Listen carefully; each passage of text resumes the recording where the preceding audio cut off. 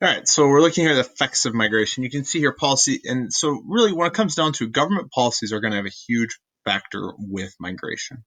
So things that can encourage it, like in the United States in 1862, giving land to people who would settle on it in the plains for 5 years, whether it's guest workers, like the agreement between Turkey and Germany, where migrants or Germany was looking to basically fulfill its labor for or bolster its labor force, and so they partnered with the Turks to bring people there. Or whether it's family reunification, which is we'll get to story there in a second, brain drain or open borders. So let's look at some of those things here. First, family reunification. This can get to be really tricky. Down here in the bottom left corner, I'll give you the cliff notes of this story.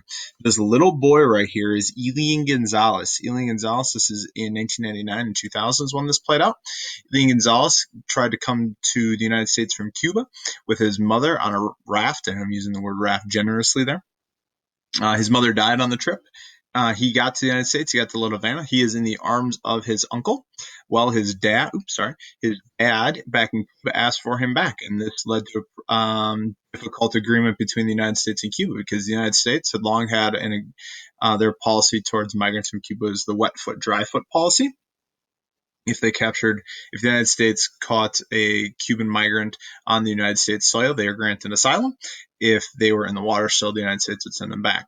Well, then at that time, President Clinton had to weigh, are we going to send the boy back to Cuba and his dad as fatherly rights, or are we going to keep him here?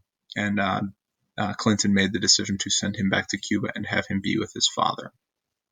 Now, this is guest worker, a map of guest workers and people moving into those different countries. Brain drain.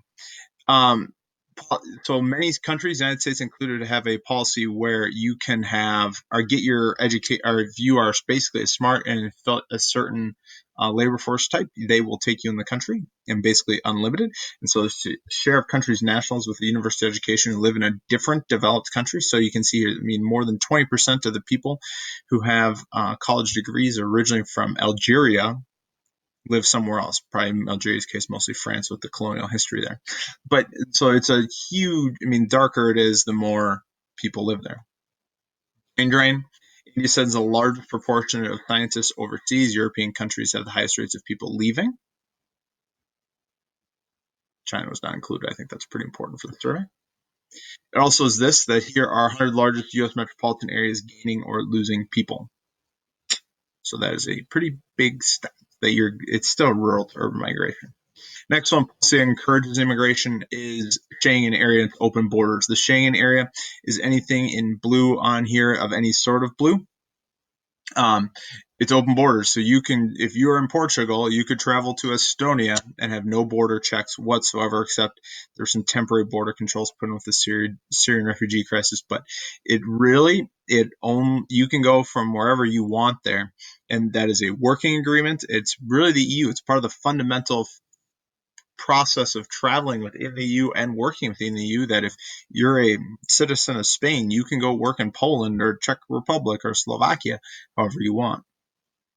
Now, policies that discourage immigration. Okay, educational standards, quota, xenophobia, and xenophobia is the fear of outsiders. Laws usually done around national security, laws and walls, and desire for cultural homogeneity. The first one here, this is quotas. This is the United States, and some history there with immigration, history of exclusion. By far, the most famous one is the Chinese Exclusion Act. The United States had a quota for a long time, and it wasn't until 1965 that they got rid of the quota system. Basically, it was the fact that you could take in 2% of it's the National Origins Act here, established the quota system restricting non-white immigration. That was basically the fact. It actually officially recognized it. It officially restricted anybody, but the fact that you could only take in 2% of what was already here, that essentially put a quota system in really only for Europeans, since there were so many Europeans here already. Here are some walls and fences that exist in the world. As you can see, there are way more walls and fences that you can probably actually come across. Some of the more famous ones, obviously the demilitarized zone here in Korea. India and Bangladesh have a long one as well. Ukraine and Russia, that's not a huge one. Probably one of the more famous ones, though, is here. Morocco has built one around itself, yes, because of Western Sahara. And in this country, definitely the wall on the U.S.-Mexico border, there's a partial wall that has been there for a long period of time, and President Trump has tried to expand that. Far right, so this is basically xenophobia, and basically in 2014 they gained a significant amount of power, although that power has lessened since 2014. And now the effects of that, effects of immigration, people leaving, okay, relief from overcrowding.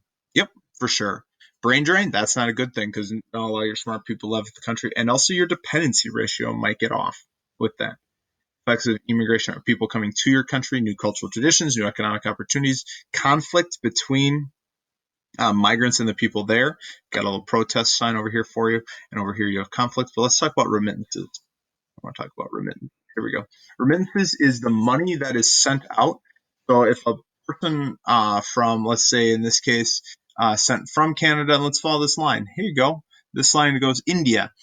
So people from India working in Canada, they sent $3.14 billion back to people working home, or back to people in India. Or here you go.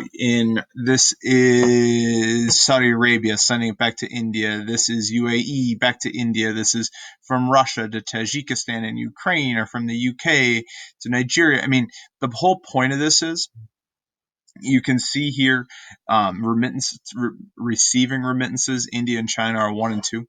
It's people that you're sending money back home, and that's a remittance. That is a remittance. But what should you know from the slide? You should know the definitions of remittances, and then you should also know policies that have encouraged or discouraged migration.